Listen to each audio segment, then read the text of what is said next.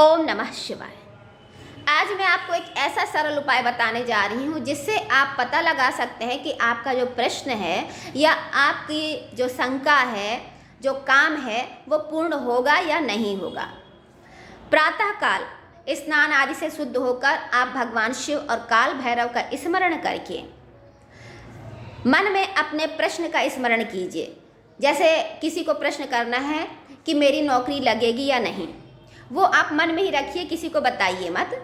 और मन में प्रश्न रखते हुए आपको 1 से लेकर 64 तक के अंकों में से कोई एक अंक सेलेक्ट करना है। मान लीजिए आपसे सेलेक्ट किया 50, फिर आपको 1, 2, 3, 4 में से 3 अंक 3 बार सेलेक्ट करने हैं। जैसे 1, 2, 3, 4 में से आपने एक बार सेलेक्ट किया 2, फिर दूसरी बार सेलेक्ट किया 1, तीसरी बार सेलेक्ट किया 3, तो ये हो गया 213।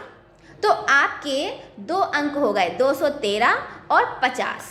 ये आप कमेंट में लिखकर मुझे भेजिए। मैं आपको निःशुल्क उत्तर दूंगी कि आपका जो प्रश्न है वो होगा सफल या नहीं होगा। लेकिन आपको कुछ बातों का ध्यान रखना है। क्या? पहला, एक दिन में सिर्फ एक ही प्रश्न करना है।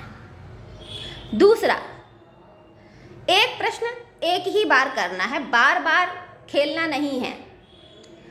तीसरा, प्रश्न बिल्कुल क्लियर होना चाहिए।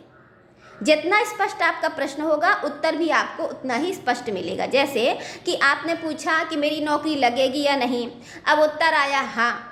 मान लो 1-2 साल आपकी नौकरी नहीं लगी तो आपको शंका होने लगी कि प्रश्न का उत्तर गलत था, पर ऐसा नहीं है। आप स्पष्ट पूछिए कि मेरी नौकरी इस साल लगेगी अथवा नहीं, तब वो उत्तर क्लियर आएगा। हो सकता है आपकी नौकरी 4 साल बाद लग रही हो, 6 साल बाद लगनी हो, इसलिए उत्तर हाँ आया। तो जितना आपका प्रश्न क्लियर होगा बिल्कुल, उतना ही स्पष्ट आपको उत्तर भी हाँ या ना में मिलेगा। और चौथा, अंक जो भी आपको चुनना है एक बार चुनना है। ये नहीं कि पहले आपने 50 चुना, फिर 2 मिनट बाद आपने कहा नहीं 52, नहीं 55, ऐसा नहीं। एक बार, पहली बार में जो अंक आए वही आपको चुनना है।